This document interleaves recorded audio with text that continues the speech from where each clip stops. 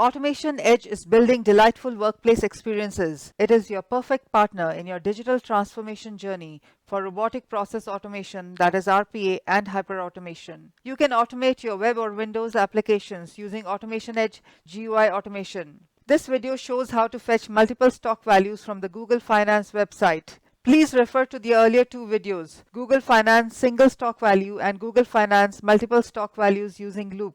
Hi, I'm Seema from AutomationEdge Professional Services. In this video, I will start with the Google Finance Single Stock Value and build upon it. We will create an AutomationEdge bot to fetch multiple stock values using the Workflow Executor step. We will build the bot with a parent workflow and a child workflow. In general, Workflow Executor helps to modularize complex workflows with parent-child relationships. We will show you how to configure the Workflow Executor step and how to configure parent and child workflows. Let us look at the bot flow for GUI automation to fetch multiple stock values using the Workflow Executor step. The bot reads stock symbols from an input CSV file. The rows from the CSV file are passed to the Workflow Executor step. The rows are passed one at a time. So in a way, it behaves like a loop that we discussed in the earlier video. For each row, it navigates to the Google Finance website, enters a stock symbol, hits enter, and retrieves the stock value. It writes the stock values to a text file. Now the text file can be within the Workflow Executor, that is the child workflow, or it can even be in the parent workflow. Note that the GUI steps have to be in the child workflow because we need to pass one row at a time to avoid any overwriting in the search box. In case of text file output, the rows can be written one by one or all rows at a time. Let us build the bot. I am in Process Studio. And I will start with the Google Finance Single Stock Value workflow that we created in an earlier video. You can please refer to the video. First of all, in the project, let me create a new folder, say modularity. I'll create the folder. Let me copy the stock symbols file in the newly created modularity folder. Stock symbols is an input file containing multiple company names along with their stock symbols. We will use this file as an input file to fetch the stock values for all of them. Now we want to use the Workflow Executor step, so we will create parent and child workflows. I will save it in the modularity folder. I will save it as Google Multiple Stock Values Parent. Okay, let me save it once again in the modularity folder as Google Multiple Stock Values Child. Click OK. So now in the modularity folder, let me open the parent and child workflows, and we have already copied the stock symbols in the folder. Let us first look at the child workflow. In the child workflow, we need the GUI automation steps. So let me get rid of the start browser step and the exit browser step as well as set workflow result step. In the child workflow, we will be passing the company name and stock symbol from the parent. For that, let us define two parameters, parameter company name and parameter stock symbol. Let us provide a description, company name, stock symbol. They're of the type string. Click OK.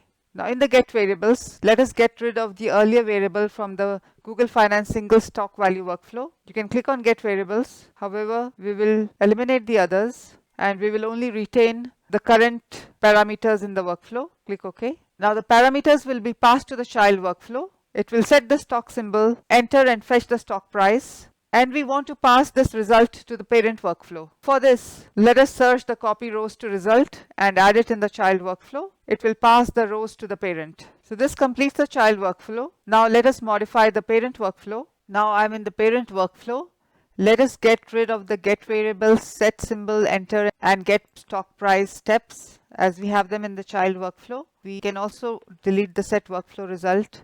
Now first of all, let me drag and drop a Workflow Executor step after the Start Browser step, and let me drag and drop a CSV input step, and I will connect the CSV input step to the Start Browser step. So the Workflow Executor will call the child workflow, and after that we need a text file output step to store the data from the child workflow. Let me drop this connector so that I can show you the options. Let us connect again. As you can see, there are 6 options. And I will choose the second option where the output will contain the result rows after execution, which is also the default option. So let us connect. And then we need the web URL navigation step to go back to the Google Finance website to handle the next row of data. Let us connect it to the exit browser. Let us configure the CSV input file. Let us browse for the stock symbols file from the modularity folder, and let us get the fields, that is company name and stock symbol. Now here, the path up to modularity is the same as the current workflow, which is internal workflow directory. So I'll parameterize the path.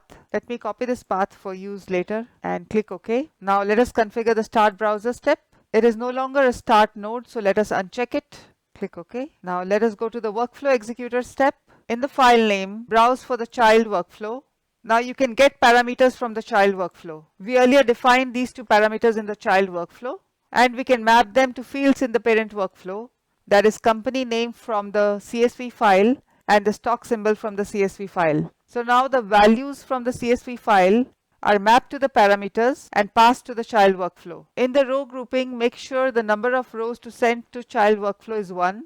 Now in the result rows, we need all the fields coming from the child workflow. So let us go to the child workflow and check. I'm in the child workflow. Now the fields, the first two fields are coming from the get variable step. So our name is the same as the variable name. Let us modify it to a more user-friendly name. So let me make it stock symbol and company name. So let me say OK. And in the set stock symbol, in the text, I can now choose stock symbol, click OK. And in the stock price, there is no change because we already have an output field name that we are generating. So this is the third field. So there are 3 fields being generated here. Save it and let's go back to the parent. So in the workflow executor, in the result rows, we have to manually specify the 3 fields. So company name, stock symbol, and stock value. We will keep the data type as string. Now we are passing data from the child workflow to the parent workflow, and then we are copying it in the text file. That's why we need to create these result rows here. If my text file had been in the child workflow, then even if I didn't pass the data to the parent workflow, it would be fine. Then you could have skipped this step. But now we are passing data and we have the copy rows result in the child workflow. So this is mandatory and the names have to be exactly same as those coming from the child workflow. Click OK. Let us configure the text file output. Let us leave the file name default for now. Extension is txt and check the add file names to result because we want to add the file name to the result file name and it will be visible in the AutomationEdge UI upon execution. Let us go to the Fields tab, Get Fields. So you get the 3 fields. Click OK. Let us configure the web URL navigation. In the web URL, let me specify the Google Finance workflow, and in the page load timeout, let me specify a value in milliseconds so that the page does not time out before fetching the results. Click OK. Save your workflows. Now before we execute the workflow, there is one last thing. Parameters. We need to define parameters for the input file, which should be a runtime parameter that the user should be able to browse at runtime. And the text file output name should be a runtime parameter so that the user can provide a preferable name. So let me double click on the workspace. In the parameters tab, let me define the first parameter, stock symbols file. The description, browse a stock symbols file. It is of the type file. It is runtime true and the allowed values are .csv and .xlsx. Click OK. Double click on the CSV input file and let us define a second parameter, stock values. The description is provide an output file name. Since it is just a name, the data type is string, runtime is true, and for default value, I will put stock values as the default name of the file. To put a default value in the stock symbols, let us check the CSV file input. Let me open the CSV file input, copy the file name, go back to parameters. In the parameters tab, provide the default value as the internal entry current directory stock symbols, which is already present. Click OK. Now go back to the CSV input file. Now we can directly use the parameter here instead of the file path. So the parameter is stock symbols. Click OK. And in the text file output, we want to store the output in the same path as the workflow directory. And the name of the file is stock values that we just defined. Click OK. Save your workflows. This completes your workflow. Let us execute the workflow. The workflow execution has started. It first types Google Nasdaq as the stock symbol in the search box and fetches the stock value. It then types Infosys and fetches the value. It then types Samsung and fetches the stock value. It then types the stock symbol for Apple to fetch the stock value. And finally, it types Amazon and fetches its stock value. So the GUI automation is complete. Click on the text file output and you can see the results. It stores the company name, stock symbol, and stock value. You can also open your stock values file and you can see that it is a text file containing company name, stock symbol, and stock value. Let us recap. In this video, we built a GUI bot to fetch multiple stock values. We built parent-child workflows using the workflow executor step. We added parameters for input file and output file name. We saw how simple it is to use AutomationEdge GUI Automation to automate your mundane tasks. We saw the use of workflow executor and other steps available to facilitate complex business flows.